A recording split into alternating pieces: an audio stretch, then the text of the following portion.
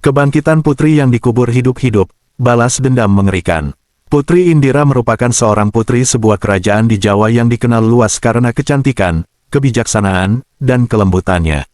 Sejak kecil, Indira selalu dekat dengan rakyatnya, berjalan di antara mereka tanpa merasa lebih tinggi. Ia sering mengunjungi desa-desa terpencil, mendengarkan keluh kesah rakyat, dan membawa kabar baik ke istana. Rakyat memuja Indira, bukan hanya karena darah birunya, tetapi karena ketulusan hatinya yang mampu menyentuh banyak orang. Pangeran Raditya, kakak tiri dari Putri Indira, tumbuh dengan kebencian yang diam-diam membakar hatinya. Ia adalah pewaris tahta kerajaan, namun bayang-bayang adik tirinya yang cemerlang selalu mengikutinya kemanapun ia pergi. Raditya merasa tak ada seorang pun yang benar-benar menghormatinya. Di setiap kesempatan, rakyat lebih menyebut nama Putri Indira daripada dirinya.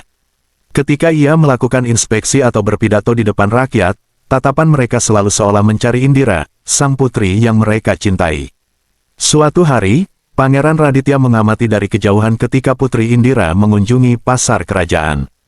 Kerumunan orang mengelilinginya, menyambutnya dengan penuh sukacita, memberikan hadiah kecil sebagai tanda terima kasih atas bantuan yang selama ini ia berikan. Senyum dan tawa mereka mengiringi langkah sang putri, seakan kebahagiaan mereka hanya terpancar saat Indira hadir di tengah-tengah mereka. Raditya mengepalkan tangannya, merasa api kemarahan menyala di dadanya. Mereka seharusnya menghormatiku. Akulah yang akan menjadi raja, gumamnya dengan getir. Namun, semakin hari, cinta rakyat kepada Indira semakin besar. Sementara Raditya, meskipun dilatih menjadi penguasa yang cakap, tidak memiliki ikatan emosional yang kuat dengan rakyat seperti adiknya. Setiap kali ia mencoba menarik perhatian mereka, selalu ada perbandingan dengan Indira, sang putri yang peduli dan murah hati. Dan setiap kali, Raditya merasa harga dirinya hancur. Di istana, kebencian Raditya terhadap adiknya semakin tumbuh. Setiap kali ia mendengar para menteri memuji Putri Indira di depan ayah mereka, raja, ia merasa ditikam dari dalam. Ayah mereka tidak secara terang-terangan menyebut siapa yang lebih ia banggakan, tetapi Raditya tahu. Tatapan raja lebih lembut setiap kali melihat Indira. Ia bahkan mulai merasakan bahwa rakyat akan lebih senang jika Putri Indira yang memimpin mereka kelak. Mereka semua hanya melihat kebaikannya. Mereka tidak tahu apa-apa, pikir Raditya dengan dendam yang menggerogoti jiwanya. Raditya mulai merencanakan sesuatu. Jika rakyat dan istana begitu mencintai Indira, maka satu-satunya cara agar ia bisa mendapatkan kekuasaan dan perhatian penuh adalah dengan menyingkirkannya. Perasaan terancam oleh ketenaran dan kecintaan rakyat pada Indira telah mengubah Raditya. Di dalam hatinya, ia bertekad untuk menghancurkan reputasi adiknya dan menyingkirkan penghalang terbesar bagi ambisinya, sang Putri Indira. Ia menyadari bahwa rakyat begitu percaya pada mitos dan tahayul. Maka, dengan memanfaatkan ketakutan mereka, ia mulai menyusun fitnah keji. Suatu hari, Raditya memanggil penasihat istana yang ia tahu gampang dipengaruhi. Mereka berbincang di sudut tersembunyi, jauh dari telinga para pengawal. Kau pernah dengar tentang penyihir? Tanya Raditya dengan suara rendah. Penasihat itu tampak terkejut. Tentu saja, Yang Mulia. Penyihir dan ilmu hitam selalu menjadi ancaman di negeri ini. Tetapi, mengapa Yang Mulia menanyakan hal itu? Raditya tersenyum tipis, lalu mendekatkan wajahnya. Aku khawatir seseorang di istana terlibat dalam ilmu hitam. Kau tahu, hal-hal aneh mulai terjadi akhir-akhir ini. Gagal panen di desa sebelah, penyakit misterius yang menyerang para petani. Kau tidak merasa itu aneh?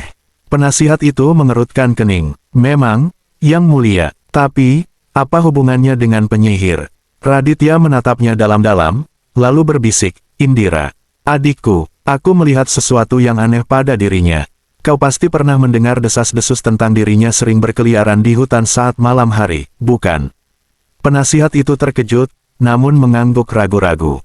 Beberapa orang memang pernah mengatakan itu, tapi saya tidak mengira. Dia menyembunyikan sesuatu. Aku sudah lama curiga, dan bukti-bukti mulai muncul. Raditya memotong. Lihat saja, panen yang gagal dan penyakit yang muncul begitu cepat setelah kunjungan terakhirnya ke desa. Kau tidak merasa aneh bahwa semua ini terjadi begitu beruntun? Penasihat itu mulai tampak cemas. Apakah Yang Mulia benar-benar percaya bahwa Putri Indira?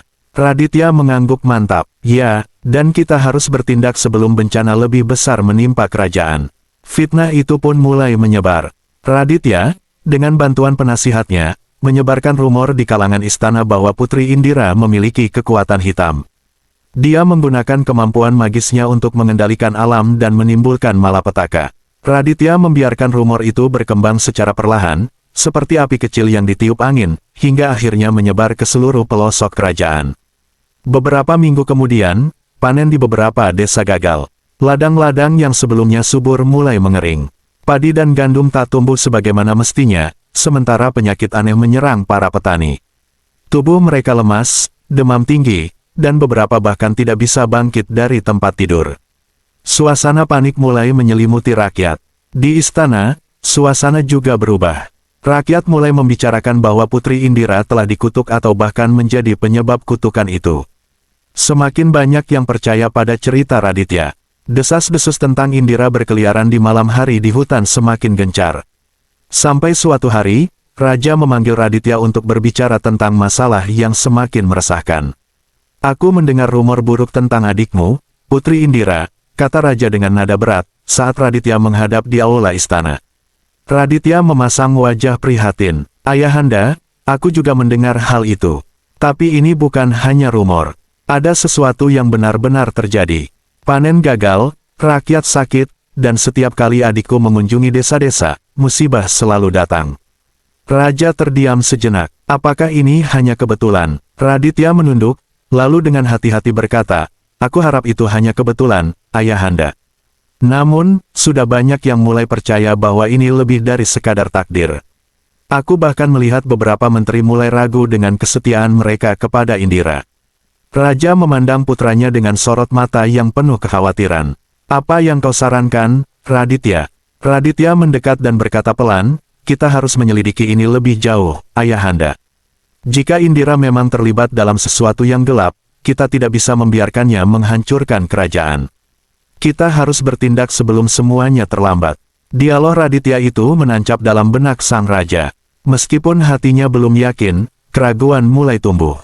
Desas-desus semakin kuat, dan tekanan dari para bangsawan dan penasihat mulai membuatnya berpikir bahwa mungkin fitnah itu benar. Raditya, yang tersenyum samar di balik topeng kekhawatirannya, tahu bahwa ia sudah memegang kendali atas kerajaan, dan rencana keji untuk menyingkirkan adiknya perlahan mulai terwujud. Raja duduk di singgasananya, tampak lebih tua dan lelah dari biasanya. Pikirannya dipenuhi oleh kekhawatiran yang berat. Berbulan-bulan desas-desus tentang Putri Indira telah menggerogoti kepercayaannya. Apa yang awalnya ia anggap sebagai omong kosong tak berdasar, kini semakin sulit untuk diabaikan. Setiap kali ia bertemu menteri, penasihat, atau bangsawan, mereka menyampaikan kekhawatiran tentang kutukan yang melanda kerajaan. Panen yang gagal di berbagai desa, penyakit aneh yang menyerang rakyat, dan semakin banyak cerita tentang Putri Indira yang terlihat berkeliaran di malam hari, semua itu menjadi bahan gosip yang tak henti-hentinya dibicarakan di istana. Raja, yang dulunya bangga pada putrinya, mulai merasakan ketakutan yang menyusup ke dalam pikirannya. Setiap peristiwa buruk yang terjadi seolah menambah bukti bahwa mungkin ada kebenaran di balik semua rumor itu. Di saat-saat keraguan inilah Pangeran Raditya datang lagi, membawa laporan baru tentang malapetaka yang menimpa kerajaan. "Panen di desa selatan gagal lagi, Ayahanda," kata Raditya dengan nada prihatin, sambil menyerahkan laporan tertulis. Dan rakyat semakin gelisah. Banyak yang mengatakan bahwa ini adalah kutukan. Raja memandang laporan itu dengan sorot mata yang kosong. "Kutukan, apa maksudmu, Raditya? Apa ini semua benar-benar ulah adikmu?" Raditya mendekat, memasang ekspresi penuh kesedihan yang dibuat-buat. "Ayahanda, aku tidak ingin percaya itu. Indira adalah adikku. Namun, semakin banyak bukti yang mengarah padanya. Setiap desa yang ia kunjungi mengalami musibah. Panen gagal setelah kunjungannya, dan penyakit aneh muncul hanya beberapa hari setelahnya. Apakah ini semua hanya kebetulan?" Raja menghela napas panjang, mencoba memproses apa yang baru saja didengarnya. "Indira adalah anakku, Raditya. Dia tak mungkin terlibat dalam hal semacam ini. Kau tahu betapa baik hatinya." Raditya, yang sudah lama mempersiapkan jawaban ini, berkata dengan nada bijak, "Ya, Ayahanda. Namun, ilmu hitam seringkali menyusupi hati yang paling suci sekalipun. Bahkan orang sebaik Indira bisa terjerumus dalam kegelapan tanpa disadarinya. Jika kita tidak bertindak sekarang, kerajaan kita bisa runtuh oleh kutukan ini. Raja tampak bimbang. Tapi, bukti-bukti itu hanya asumsi, Raditya. Raditya, yang melihat celah, segera menambahkan, bukan hanya asumsi, Ayahanda. Beberapa orang mengatakan melihat Indira melakukan hal-hal aneh di malam hari. Ia sering keluar diam-diam, menuju hutan di pinggiran kerajaan. Apa yang dilakukannya di sana? Dan rakyat semakin takut. Mereka mulai memandang Indira sebagai ancaman, bukan lagi pelindung. Raja memegang kepalanya, merasa bingung dan terbebani oleh tanggung jawabnya. Ia mencintai Indira, namun kekhawatiran akan nasib kerajaannya semakin besar. Apakah ia berani mengambil risiko demi mempertahankan Putri Indira, jika memang benar adiknya telah terjerumus dalam ilmu hitam? Di saat inilah penasihat kerajaan, yang sebelumnya dihasut oleh Raditya, datang menghadap. Yang mulia, katanya sambil membungkuk hormat, saya membawa kabar buruk dari rakyat. Mereka mendesak agar istana segera bertindak.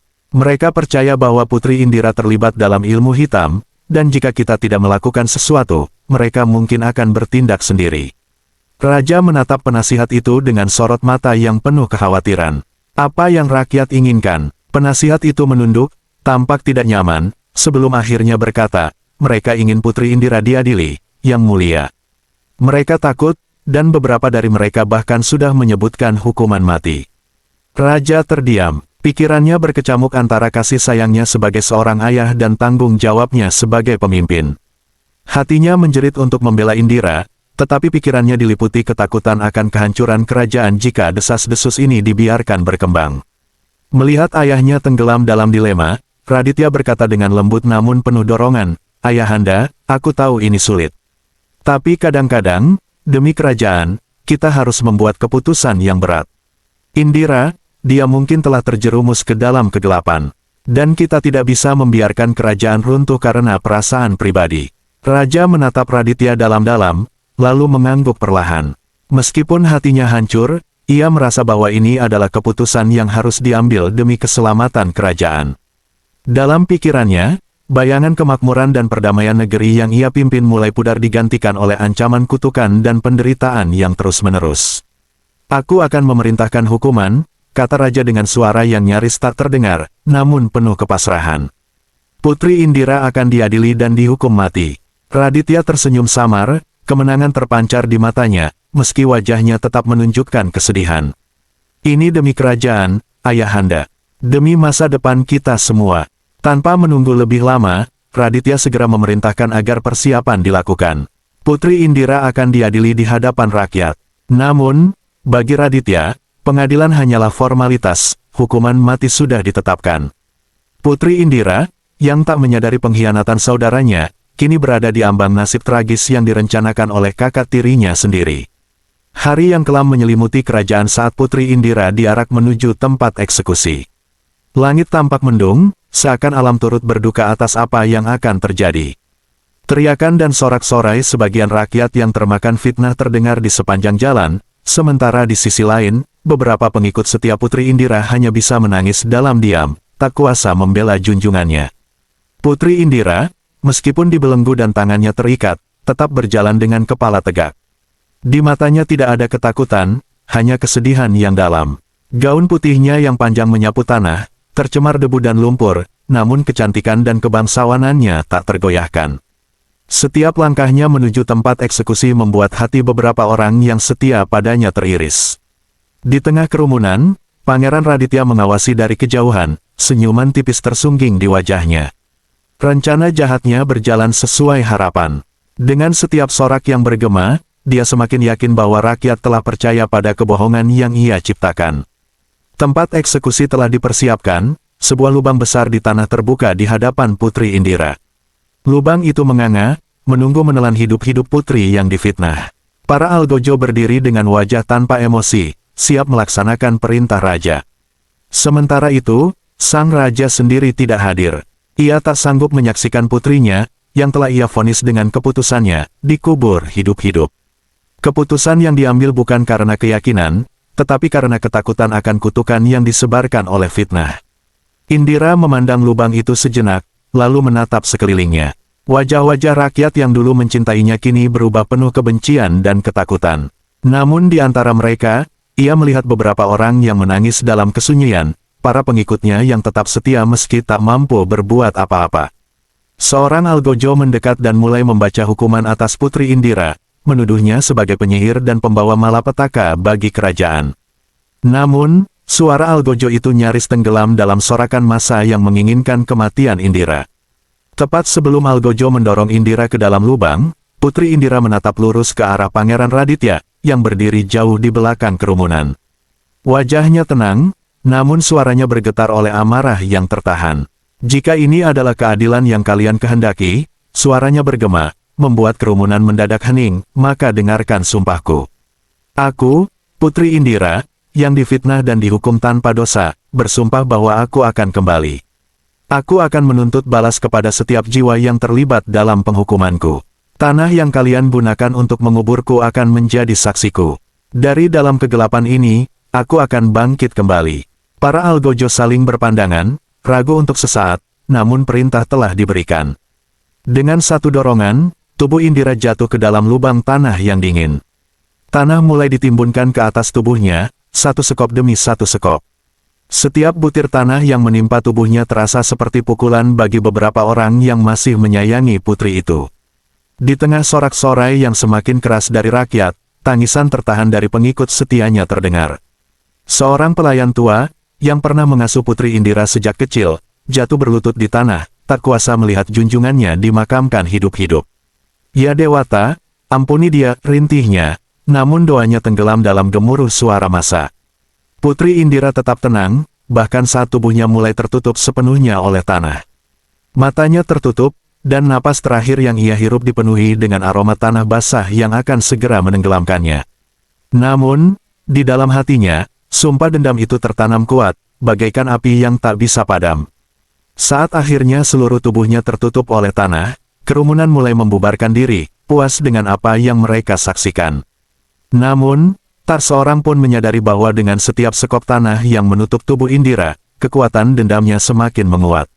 Di kejauhan, Pangeran Raditya tersenyum puas, yakin bahwa ancamannya telah tiada. Tahun demi tahun berlalu sejak tragedi yang menimpa Putri Indira. Pangeran Raditya, yang dulu hanya sekadar bayang-bayang di balik tahta, kini telah mencapai ambisinya. Setelah kematian mendadak sang raja, Raditya naik sebagai penguasa baru kerajaan. Dengan kekuatannya, ia mengangkat orang-orang kepercayaannya, para penasihat, algojo, dan orang-orang yang terlibat dalam penghukuman Putri Indira, ke posisi penting dalam istana. Dalam waktu singkat, kekuasaan Raditya menguat dan ia memerintah dengan tangan besi.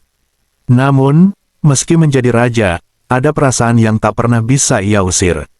Di dalam benaknya, suara sumpah terakhir Putri Indira terus terngiang.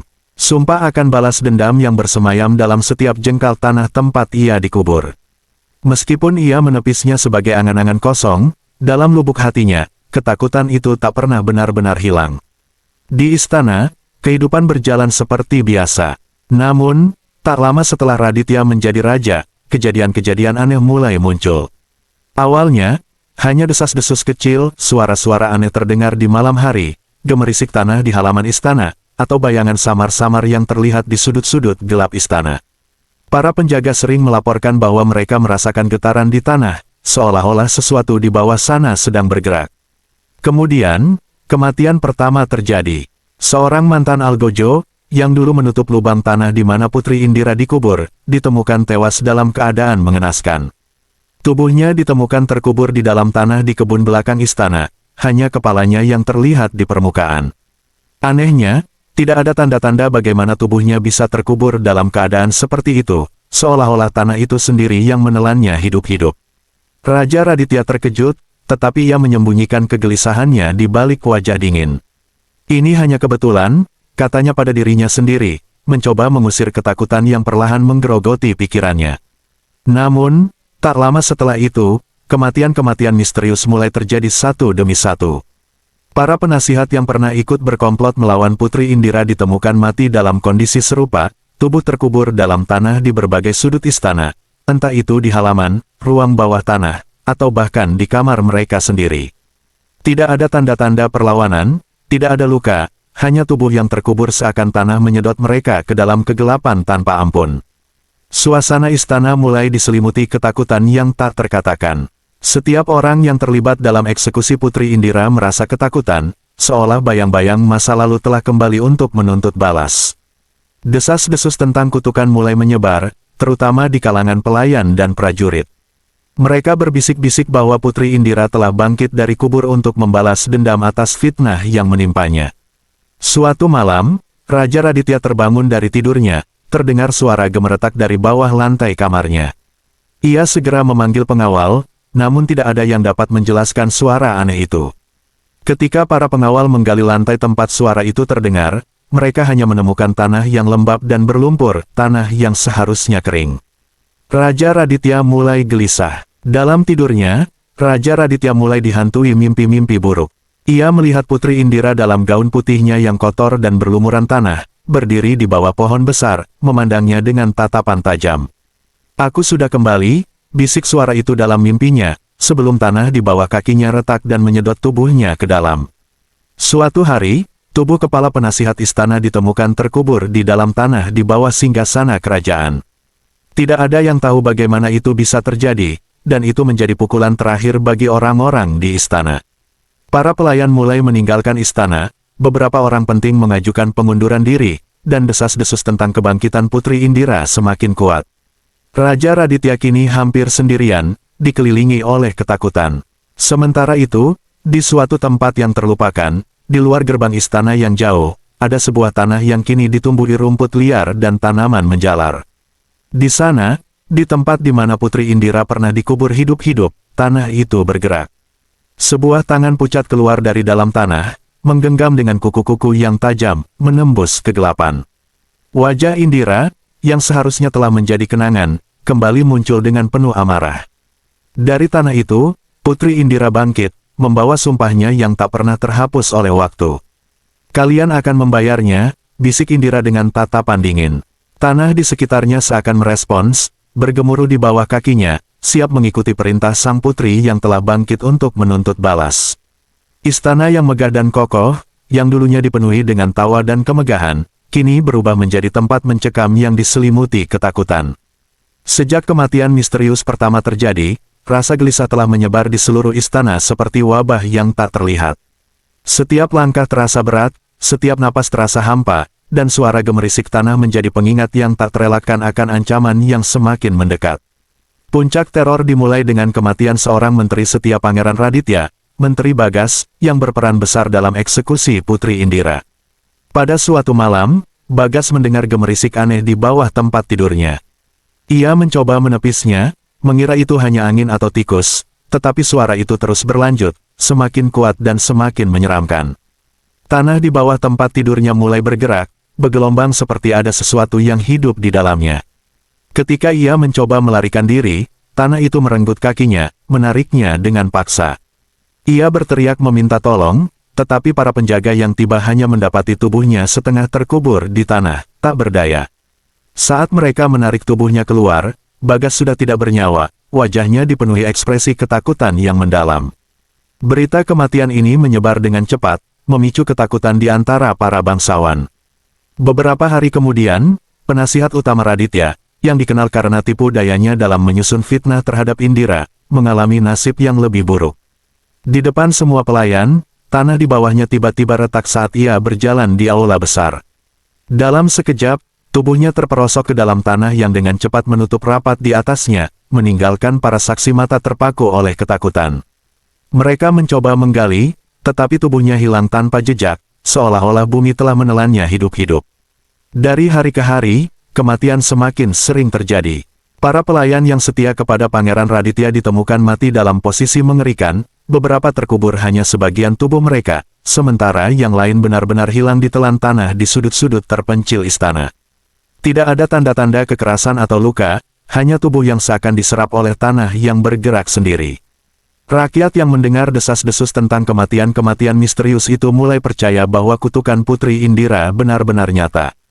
Mereka berbisik di pasar-pasar, di lorong-lorong desa, bahwa roh sang putri telah bangkit dari kubur untuk menuntut balas dendam atas fitnah yang kejam. Ketakutan mulai merasuki hati mereka, dan beberapa mulai meninggalkan wilayah istana, khawatir akan kutukan yang dapat menyebar ke seluruh kerajaan. Di dalam istana, Pangeran Raditya tidak bisa lagi mengabaikan apa yang sedang terjadi. Dinding-dinding istana, yang dulu kokoh dan tak tergoyahkan, mulai retak tanpa sebab. Batu bata jatuh dengan suara gemuruh, dan di beberapa bagian istana, tanah mulai menggelembung, seolah ada sesuatu di bawahnya yang ingin keluar. Para prajurit dan pengawal melaporkan bahwa mereka sering mendengar suara langkah kaki di bawah tanah, seperti ada seseorang yang berjalan di bawah permukaan istana, namun setiap kali mereka memeriksa, tidak ada yang ditemukan. Malam itu, langit gelap dipenuhi awan gelap yang bergulung, seolah mencerminkan ketakutan yang melanda Istana Agung. Pangeran Raditya, kini raja, berdiri di tengah aula yang dulunya megah. Suasana di istana begitu tegang, setiap sudut dipenuhi bisikan ketakutan para pelayan dan bangsawan yang menyaksikan fenomena aneh yang semakin menjadi-jadi. Dalam hatinya, Raditya merasakan ketidakberdayaan, seolah semua usaha yang dilakukannya untuk menghentikan kutukan Putri Indira sia-sia. Sudah beberapa kali ia meminta bantuan dari para dukun dan penyihir di kerajaan, berharap mereka bisa mengusir roh yang diyakini menghantuinya. Namun, setiap upaya itu berakhir dengan kegagalan. Mereka semua pulang dengan wajah pucat, menggigil ketakutan, menyatakan bahwa kekuatan yang memburu istana lebih besar dari yang bisa mereka tangani. Rasa putus asa semakin menggerogoti jiwanya. Satu malam, saat bintang-bintang tidak tampak di langit dan hanya bulan yang bersinar temaram, Raditya berada di ruang istana yang gelap, dikelilingi oleh dinding-dinding yang mulai retak. Di dalam pikirannya, ia terbayang wajah Indira, senyum lembutnya, dan kebahagiaan yang pernah mereka bagi sebelum semuanya berantakan. Rasa bersalah menggigit hati Raditya. Ia tak bisa menghapus ingatan akan betapa kejamnya dia menganiaya saudara perempuannya demi ambisi pribadi. Dengan suara bergetar, ia memanggil para penasihatnya. Kita harus menemukan cara untuk menghentikan kutukan ini. Jika tidak, kita semua akan hancur. Teriaknya, namun, tidak ada seorang pun yang berani menatap matanya. Keduanya hanya saling bertukar pandang, jelas sekali mereka merasakan bahwa akhir itu semakin dekat. Ketika malam semakin larut, suara gemuruh terdengar dari bawah tanah. Tanah di sekitar istana mulai bergetar, dan Raditya merasakan kegelisahan yang luar biasa. Dengan cepat, ia berlari ke balkon istana, berharap untuk melihat keluar. Di sana, ia melihat cahaya aneh muncul dari retakan tanah, bercahaya seperti nyala api. Gemuruh yang mengguncang istana semakin menguat, dan dinding-dinding mulai roboh. Di tengah kegelapan malam, Raditya melihat bayangan samar di bawah sinar bulan. Sosok itu muncul dari dalam tanah, wajahnya memancarkan cahaya kebangkitan. Hati Raditya berdegup kencang ketika ia mengenali sosok itu, Putri Indira. Ia terbangun dari kubur, dikelilingi cahaya putih yang mengagumkan. Indira, serunya, suaranya penuh dengan keputusasaan. Maafkan aku tidak tahu, tolong, berhentilah. Namun, Putri Indira tidak menjawab. Wajahnya tampak dingin dan penuh kemarahan. Kau pikir semua ini akan berakhir dengan permintaan maafmu? Suaranya bergema, penuh kekuatan dan kebenaran. Kau telah menguburku hidup-hidup, dan kini saatnya aku menuntut balas. Tiba-tiba, tanah di sekitar istana mulai bergerak dengan kekuatan yang tak tertandingi. Dinding-dinding istana mulai runtuh, satu persatu, seperti domino yang jatuh. Raditya merasakan panik menyelimuti dirinya. Ia berlari ke dalam, mencoba mencari jalan keluar, tetapi setiap pintu yang dibukanya hanya mengarah pada kehancuran. Rohku tidak akan pernah tenang selama kau masih hidup. Teriak Indira, suaranya seperti petir yang menggelegar. Kini, saatnya kau merasakan apa yang kurasakan. Raditya berusaha untuk bertahan, tetapi tanah di bawah kakinya tiba-tiba terbelah, menciptakan jurang besar yang menganga. Ia terperosok ke dalam, dan saat ia jatuh, suara hancuran semakin dekat. Ia menoleh ke atas dan melihat Indira berdiri di tepi jurang, cahaya di sekelilingnya bersinar lebih terang. Sekarang, kita bertemu di tempat yang sama di mana kau menguburku, ucap Indira, wajahnya tak bisa disamarkan, berani dan penuh kebangkitan. Satu-satunya yang terbenam dalam tanah adalah kutukanmu. Saat itu, seluruh istana runtuh dalam deru yang mengerikan. Tanah menelan semua yang ada, menjadikan istana yang megah kini hanya puing-puing. Dalam kegelapan dan kekacauan, Raditya merasakan dingin yang menusuk jiwanya saat ia tenggelam dalam kegelapan yang menyelubungi. Akhirnya, tidak ada lagi suara, hanya kesunyian dan ketenangan. Runtuhnya istana menjadi penanda berakhirnya era kezaliman dan kebohongan, di mana keadilan, meskipun terlambat, akhirnya menuntut balas dendam. Dan di bawah tanah yang terbelah, Putri Indira menemukan kedamaian yang telah lama hilang. Kerajaan yang dulunya megah kini terpuruk menjadi puing-puing. Di atas reruntuhan Istana Agung, di mana dinding-dinding megahnya pernah menjulang tinggi, kini hanya tersisa debu dan kenangan. Rakyat yang selamat dari kehancuran melihat tempat itu dengan tatapan penuh ketakutan.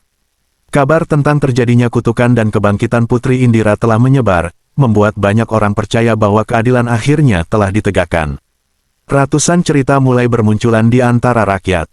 Mereka menceritakan betapa Putri Indira, yang dulu dianggap penyihir dan terkutuk, kini diakui sebagai martir yang dikhianati. Di pasar, di antara kerumunan, para pedagang dan pengembara bercerita tentang sosok anggun yang muncul di malam hari, menjelma dalam cahaya lembut, menjaga keamanan dan keadilan bagi mereka yang menderita. Indira adalah pelindung kita, kata seorang wanita tua sambil menggerakkan tangan untuk menarik perhatian sekelompok anak-anak. Dia tidak akan membiarkan ketidakadilan terjadi lagi. Di antara keheningan dan kesedihan yang menyelimuti bekas istana, terdapat sebuah tempat yang tidak pernah dilalui siapapun. Tanah di sekitar reruntuhan tetap tandus, tidak ada tanaman yang tumbuh, tidak ada suara hewan, seolah-olah alam pun takut mendekat. Para pengembara yang berani mencoba melintasi area itu biasanya kembali dengan wajah ketakutan, mengaku mendengar bisikan lembut yang menyebut namanya, suara Putri Indira yang mengingatkan akan kehadirannya.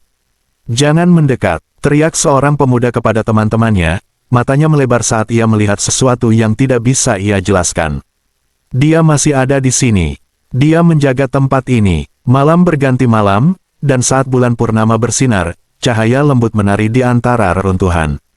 Rakyat setempat yakin bahwa roh Putri Indira masih ada, berjaga-jaga atas keharmonisan dan keadilan. Mereka percaya bahwa, meskipun tubuhnya terpendam dalam tanah, semangatnya terus hidup dalam setiap kisah yang diceritakan dan setiap doa yang dipanjatkan. Kisah Putri Indira menjadi legenda, diingat sebagai lambang ketahanan dan harapan. Di luar puing-puing kerajaan, rakyat mulai membangun kembali hidup mereka, memperkuat nilai-nilai keadilan dan kebaikan. Mereka mengingat, bahwa meski kegelapan pernah menyelimuti, keadilan dari dalam kubur selalu menemukan jalannya. Di suatu malam yang tenang, ketika bintang-bintang bersinar dengan indahnya, sebuah angin lembut berhembus di atas tanah tandus bekas istana. Seolah-olah angin itu membawa pesan dari Putri Indira, mengingatkan semua orang untuk selalu ingat akan arti sejati dari cinta dan pengorbanan. Dan di balik kabut malam, para warga merasakan kehadirannya, sebuah cahaya harapan yang abadi, tak lekang oleh waktu.